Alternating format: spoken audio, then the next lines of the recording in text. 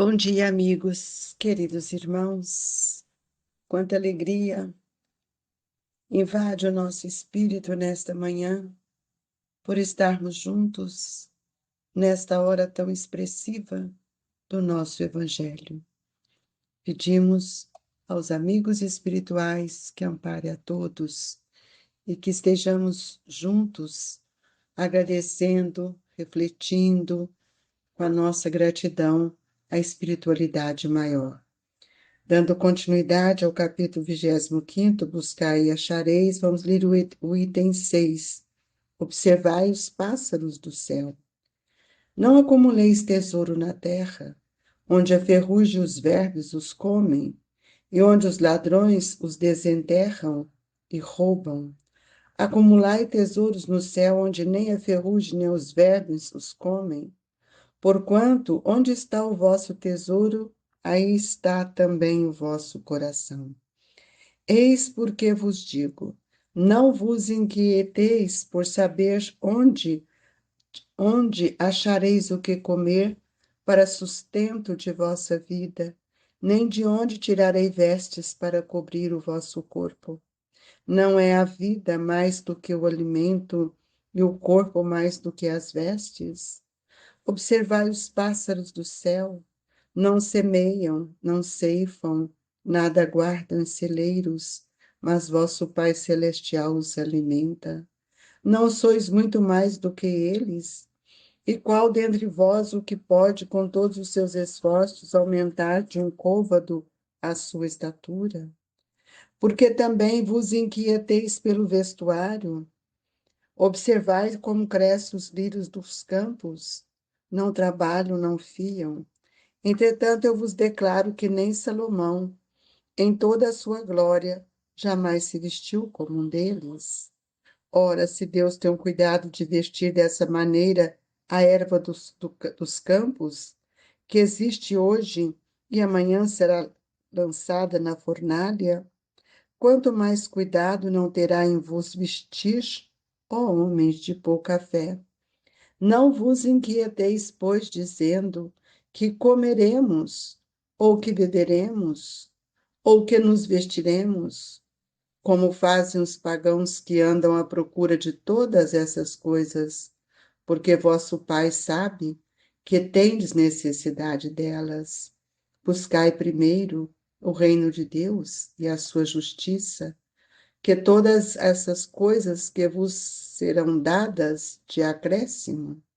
Assim, pois, não vos ponhais inquietos pelo dia de amanhã, porquanto o amanhã cuidará de si.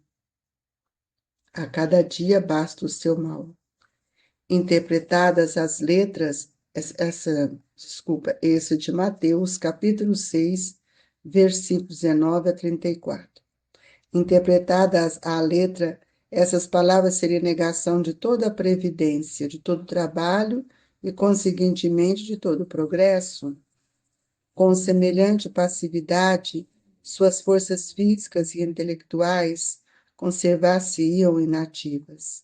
Se tal for a sua condição normal na Terra, jamais houvera ele saído do estado primitivo, e se dessa condição fizesse ele a sua lei para a atualidade, só lhe caberia viver sem fazer coisa alguma. Não pode ter sido esse o pensamento de Jesus, pois estaria em contradição com o que disse de outras vezes com as próprias leis da natureza. Deus criou o homem sem vestes e sem abrigo, mas deu-lhe a inteligência para fabricá-los. Não se deve, portanto, ver nessas palavras mais do que uma poética alegoria da providência que nunca deixa ao abandono os que nela confiam, querendo todavia que esses, por seu lado, trabalhem. Se ela nem sempre acode com o auxílio material, inspira as ideias com que se encontram meios de sair da dificuldade. Deus conhece as nossas necessidades e a elas provê como for necessário. O homem, porém, insaciável nos seus desejos, nem sempre sabe contentar-se com o que tem. O necessário Não lhe basta reclamo supérfluo. A providência, então, o deixa entregue a si mesmo. Frequentemente ele se torna infeliz por culpa sua e por haver desatendido a voz que, por intermédio da consciência, o advertia.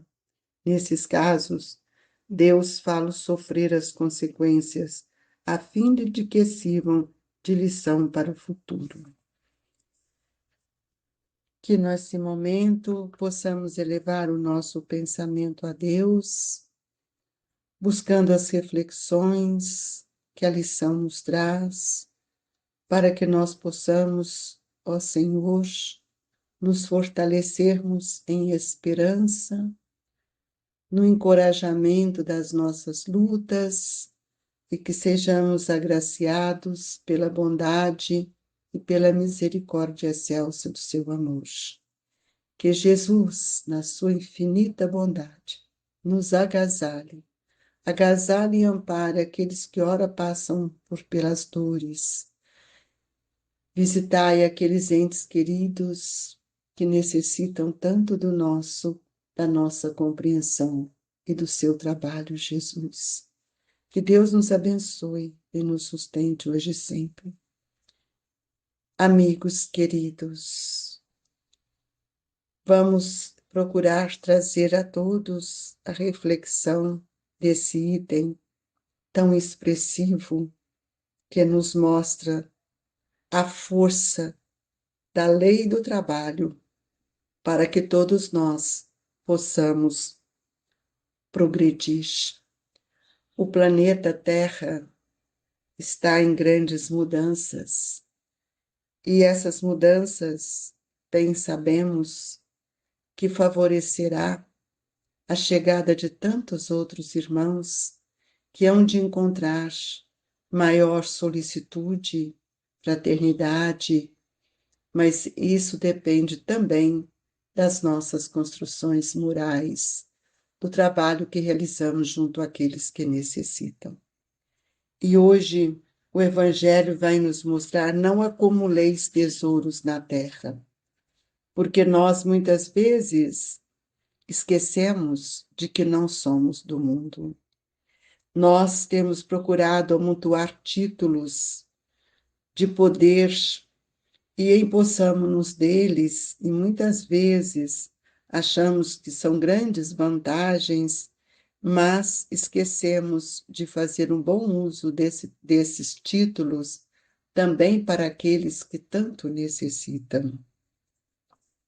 Nós reconhecemos que aqui estamos caminhando pelo mundo para o nosso aprendizado, para alcançar as nossas conquistas, e uma delas é enfrentar as intempéries do caminho, buscando a inteligência para que nós possamos compreender que todas as bênçãos que o Senhor nos trouxe são cambiantes de luzes que vão nos despertando para que possamos viver de uma forma muito mais amena, caridosa.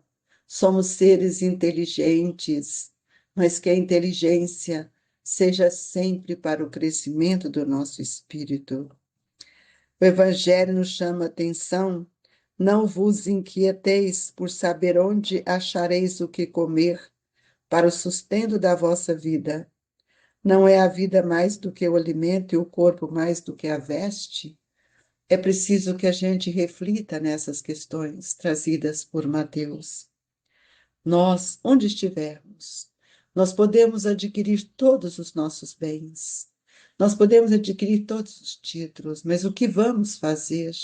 De que forma aquinhoamos esse tesouro que cada um de nós vamos amealhando durante tantas e tantas reencarnações, a ponto de que a nossa inteligência nos permite ter, realizar conquistas, termos bens terrenos, mas nós não podemos amontoá-los. O bem terreno precisa, meus amigos, ser dividido, ser compartilhado, assistindo àqueles que não têm. E é por isso que nós vamos ver que nós todos somos convidados no campo do desenvolvimento, nós podemos servir onde nós estivermos e também da forma como podemos. Não é como um serve, eu vou ter que fazer igual. Nós podemos servir nos moldes da nossa consciência, uma consciência de paz. Não é fazer e dar para o outro aquilo que depois nós vamos cobrar, nós vamos reclamar. Nós precisamos entender as nossas diferenças, mas também podemos entender que todos os caminhos são válidos para chegarmos a Deus, mas um só é para todos nós, que é o caminho da caridade. Porque a caridade ela não é tão somente uma virtude divina que nós precisamos de compreender, mas também ela é um sistema contábil do universo. Onde estivermos, a caridade é lei, a caridade é trabalho, a caridade é amor. Por isso, ele é uma contabilidade do universo que nos traz, que nos permite angariar a felicidade de auxiliar para sermos auxiliados. Em verdade, meus irmãos, nós não podemos esquecer que devemos a Deus tudo o que nós temos, tudo o que possuímos e tudo aquilo que damos. E é muito interessante que a gente possa sair dessa pequenez do mundo restrito, do meu ter e do meu ser tão fechado, porque nós não podemos mais situar-nos nesta linha de pensamento, porque nós viemos para aprender e a proposta divina que Deus nos oferece é para que nós possamos buscar primeiramente a implantação, a conquista do reino de Deus em nossa vida. Buscai primeiramente o reino de Deus e as suas justiças, que todas essas coisas vos serão dadas de acréscimo. Quando eu compreendo o valor do próximo em minha vida, quando eu compreendo o valor da inteligência, da razão, de um pensamento lúcido, quando eu compreendo as leis, e essas leis nós precisamos entender, a lei do trabalho, que renova, que amplia, que oferece ao nosso irmão os recursos dos nossos títulos. Nós vamos passar a descobrir medicamentos, tecnologias, vacinas, meios de locomoção, de comunicação, tudo isso Deus nos permite, mas é preciso que a gente saiba conduzir este caminho, porque neste caminho nós teremos que acertar com a contabilidade divina. Então, nós vamos ver que nós nascemos nu, mas dotados de atributos que nos levam a enriquecer a nossa reencarnação. É preciso que toda essa intelectualidade que queremos, ela possa também se transformar numa maneira de contribuir com o bem-estar do outro. Então, nós precisamos de ver que a providência divina nunca nos deixou no abandono. Então, há sempre alguém que vai estender as mãos para nós. Muitas vezes é o nosso medo de não ter, medo de não comer, medo de não termos um teto, mas nessa grandeza que Mateus nos traz, e nós sabemos que não é tanto quanto pensamos, ele diz assim: por que também vos inquieteis pelo vestuário? Tem gente que vive inquieto, porque ele tem que andar com a melhor roupa, com as grifes, com a moda, mostrando as coisas caras que veste, que calça, para fazer-se valer diante dos homens. Não importa valer diante dos homens, o que importa é eu valer diante de Deus. E é por isso que ele nos dá, observai como crescem os lírios do campo, não trabalham, não fiam. Entretanto, eu vos declaro que nem Salomão, em toda a sua glória, jamais se vestiu como um deles. Ora, se Deus tem o cuidado de vestir dessa maneira a erva dos campos que existe, onde amanhã será lançada na fornalha, quanto maior cuidado não terá de vos vestir os homens de pouca fé. Lembremos que esta vestimenta que o Evangelho nos diz não é a vestimenta do corpo.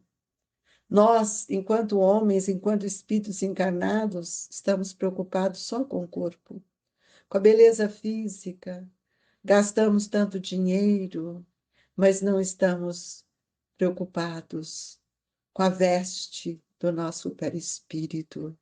Não estamos preocupados com esta estrutura perispiritual, com o formoseamento do nosso espírito. E é preciso que a gente trabalhe para que isso seja construído dentro de nós. Deus conhece as nossas necessidades. Ele sabe nos prover disso. Ele sabe quem somos, mas nós precisamos matar essa sede, dessa insaciedade que nós trazemos de desejos, porque nós estamos aqui para aprender. Nós estamos aqui para amadurecer, alcançar um outro olhar. Nós precisamos sair deste supérfluo. Trabalhamos tanto para ter muito, e nós precisamos tão pouco. A providência, então, deixa entregue a nós mesmos o livre-arbítrio do que necessito e o que eu preciso para formosear o meu espírito.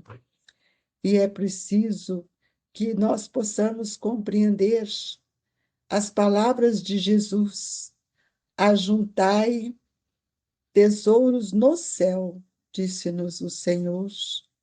Isso quer dizer, acumulemos valores íntimos para comungar a glória eterna. Que bem eu tenho feito, que caridade eu tenho utilizado dos meios que me permite eu acumular esses valores. É preciso que a gente reparta, conquiste a bondade, a cultura, a compreensão e simpatia. Nada vale todos os títulos que temos, se não tivermos bondade no coração, compreensão, simpatia, compaixão. É preciso que a gente entesoure em nossos corações valores, e sem o tesouro da educação pessoal, é inútil a nossa penetração nos céus, porquanto estaríamos órfãos de sintonia para corresponder aos apelos da vida superior. Quanto tempo jogado fora, irmãos! E é preciso que a gente cresça na virtude e que cada dia mais possamos incorporar a verdadeira sabedoria para que nós possamos auxiliar, nivelar a nossa mão, que uma dá, a outra não precisa ficar sabendo, mas que as qualidades nobres sejam conquistadas por todos nós. É isto que Jesus está nos dizendo. E a caridade e a fraternidade não se decretam com leis. Se uma e outra não estiverem no coração, o egoísmo aí sempre imperará. Então cabe ao Espiritismo fazê-las penetrar nele, quebrar esses sentimentos doentios que nós carregamos dentro de nós. Que Jesus nos abençoe e que nesta hora, Mestre, o Senhor possa nos transmitir a paz, pelas mãos abnegadas dos nossos benfeitores espirituais. Alimente-nos, Senhor, o pensamento que o Evangelho nos ensina, que sejamos fortalecidos pelo seu amor. Ó Senhor, que essas bênçãos que caem sobre nós possam diluir as sombras do nosso pensamento. Fluidificai as nossas águas, ampliando as suas energias, para que elas possam transformar as nossas em medicamentos.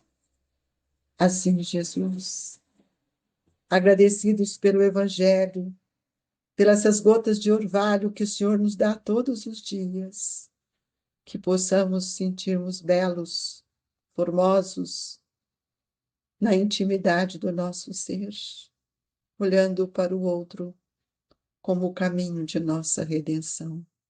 Que Deus nos abençoe e nos ampare, hoje, agora e sempre. Amigos, receba no seu coração as vibrações do Grupo Espírita Esperança e Caridade. Fica com Deus, que assim seja.